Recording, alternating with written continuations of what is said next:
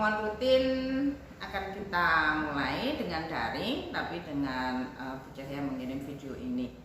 Oke, kurikulum hari ini yang akan kita bahas adalah beritakanlah, jangan takut. Berita itu ada yang lisan dan ada yang tulisan. Nah, itu perbedaannya. Dan ada lagi, berita itu dibedakan dua lagi, berita baik dan berita jelek. Nah, berita baik itu pasti disampaikan pasti dengan sukacita, ya. Biasanya berita baik itu berupa sesuatu atau apa yang selama ini kita idam-idamkan terwujud, ya. Nah, berita jelek biasanya menyampaikannya itu pasti dengan muka yang tidak bagus, tidak enak dipandang, dan ujung-ujungnya kalau nggak menangis pasti marah ketika kita mendengarkannya. Nah, berita itu juga ada yang nyata dan ada yang tipu-tipu. Ketika kita menyampaikan sebuah berita, kita harus benar-benar mengetahui sesuatu yang akan kita sampaikan, ya. Jadi jangan sampai berita itu berupa tipu-tipu. Oke. Nah, kembali pada judul tema kita hari ini. Beritakan, jangan takut. Suatu hal yang mengandung resiko. Kenapa? Karena ada kata-kata jangan takut. Dalam tema ini apa yang dikabarkan? Tentu kabar baik. Kabar baik tapi bagi semua orang, ya. Kabar baik tapi bagi semua orang.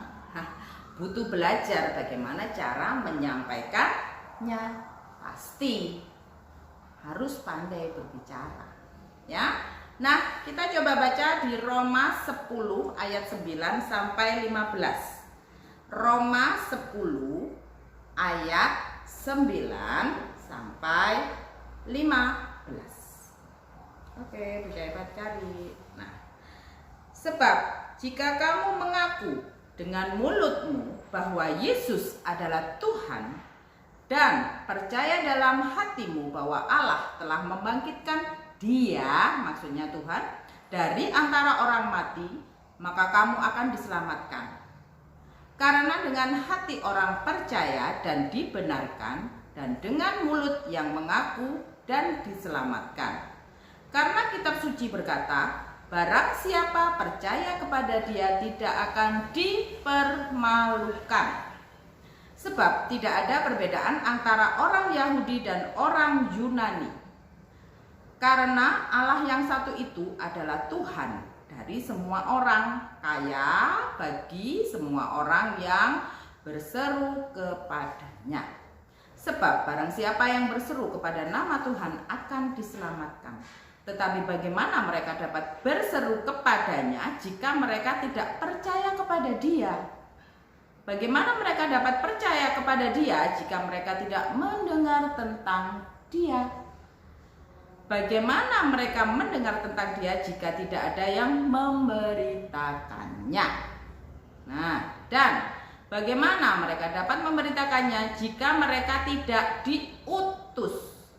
Seperti ada tertulis, betapa indahnya kedatangan mereka yang membawa kabar baik. Nah, ya, oke.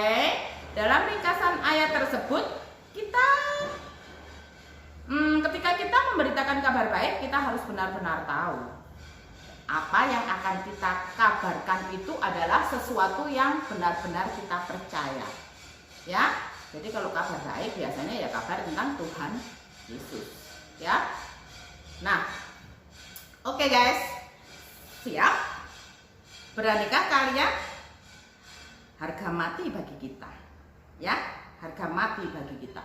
Mau tidak mau, siap tidak siap, waktu itu akan datang pada kalian-kalian.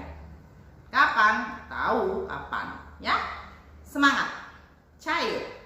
Jangan buat Allah juga tidak mengakui kalian sebagai umat pilihannya hanya karena kalian tidak mau memberitakan kabar baik. Bu Cahya ulangi, ya. Jangan buat Allah juga tidak mengakui kalian sebagai umat pilihannya hanya karena kalian tidak mau memberitakan kabar baik. Oke, pertemuan kali ini Bu Cahya tutup ya. Kalian berdoa sendiri-sendiri. Nanti tugas akan Bu Cahya kirim melalui dokumen di grup. Terima kasih sudah mendengarkan materi yang Bu Cahya sampaikan. Bye.